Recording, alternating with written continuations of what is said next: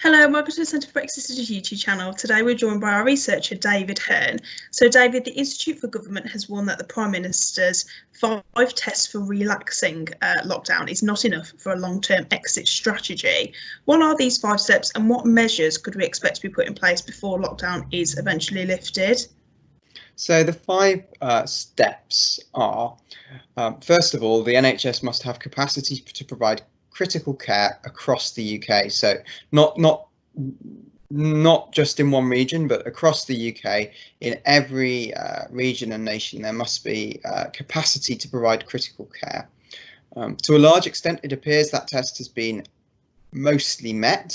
I think the government will be more, and everyone else for that matter, will be more confident once the kind of headroom, if you like, of critical care capacity is somewhat greater. But we've seen a restart of elective procedures and mercifully new measures put in place to help cancer patients. So fingers crossed, we're looking at meeting that one. Number 2 is a sustained and consistent fall in daily deaths from coronavirus. And again, that appears to have happened. It appears that deaths peaked more or less on the 8th of April, at least in hospitals. There is a broad question over community deaths. And one of the challenges here is that we don't get final figures until several weeks later. Now, there are measures being put in place to try and speed up reporting of care home deaths. And obviously, we're starting to see those figures come through now. It appears that there is something of an epidemic raging within the care home sector. Sadly, these are some of the most vulnerable people in the UK to COVID-19. So there's a lot of deaths there, and that appears to be continuing.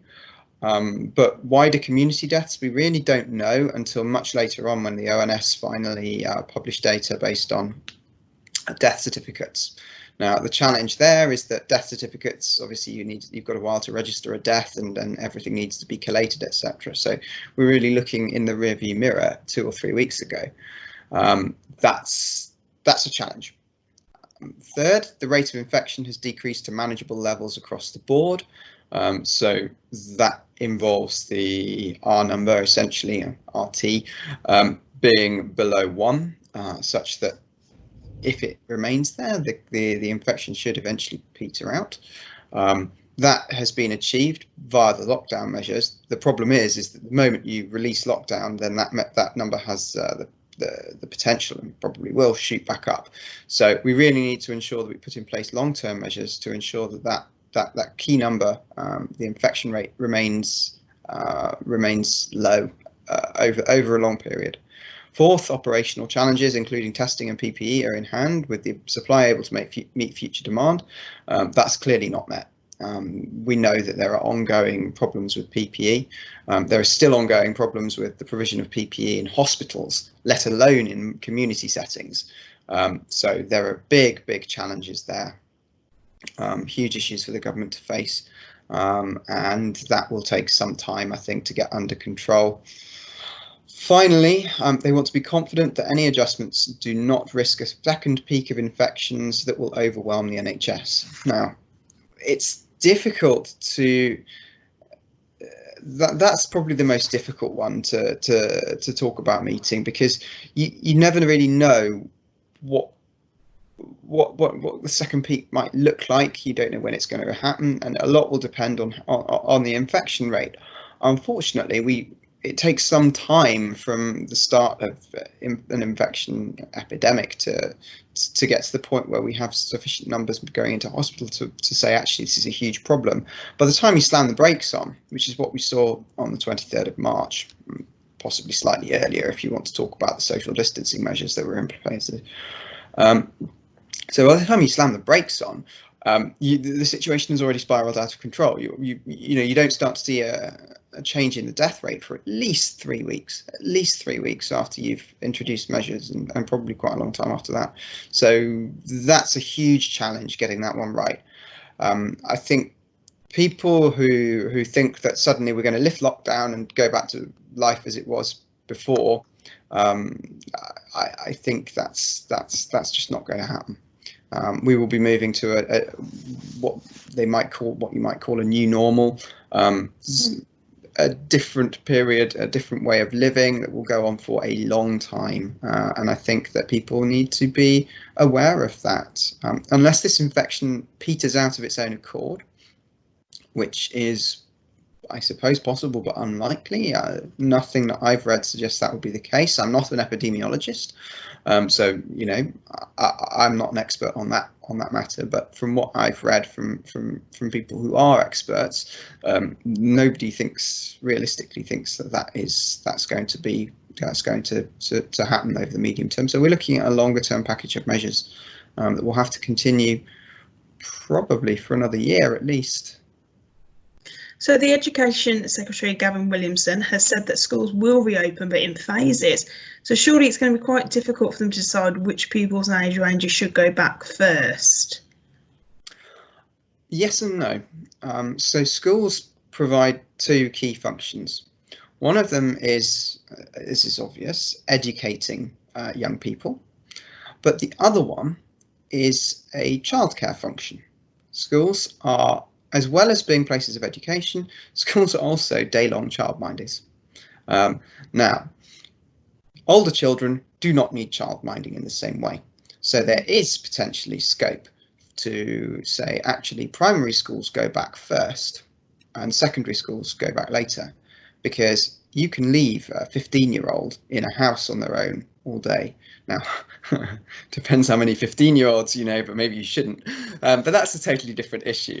The key point there is that actually, if you have a 5, 6, 7, 8, 9-year-old, they need an adult caring for them. They need adult supervision, day-long adult supervision.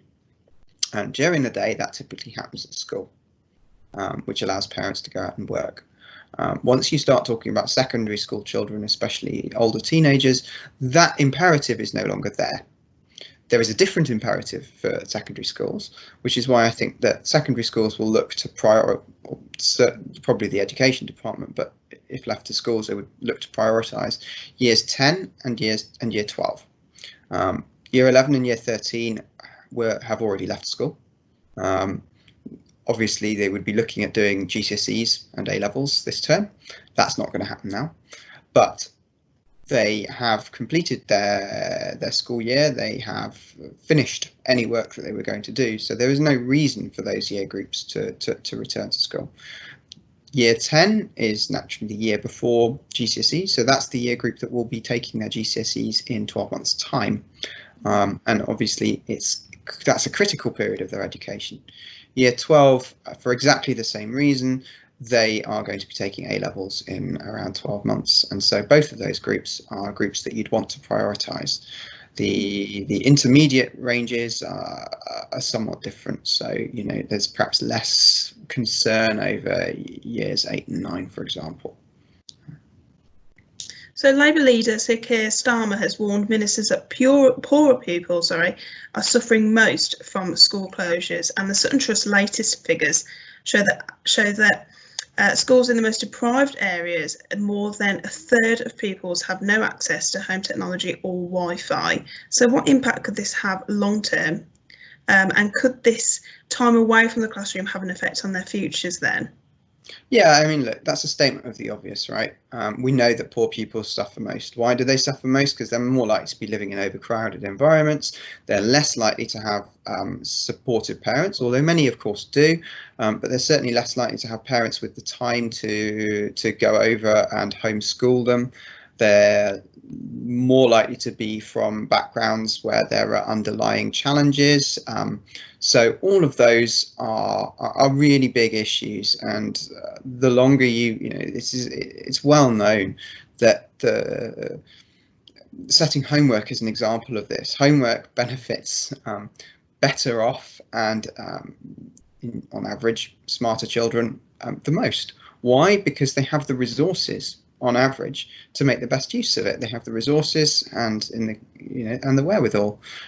So you're seeing this on steroids right now, that you're seeing poorer pupils, and those pupils with perhaps more difficulties will struggle to catch up, and it's going to be a real challenge to ensure that they do catch up. There will probably be year groups with a significant number of the most disadvantaged pupils and those with the weakest educational backgrounds who suffer some kind of permanent hit. How big that hit will be, I don't know, but I would imagine that they will be looking at some impact that will last the length of their education. And Ofsted Chief Michael Wilshaw has suggested some pupils may need to resit a whole year of schooling unless extra tuition is offered in school holidays, weekends. Do you think pupils resitting years will probably have a knock-on effect to universities in the UK and maybe even apprenticeship programmes as well? Well, yes and no. I think the impact on universities is likely to be modest. If you look at university intake from that source, there are other areas that might impact universities. That's a whole separate discussion. But from that source, the impact's likely to be modest. The reason is because universities, about half of over 18s or 18-year-olds go on to some form of higher education.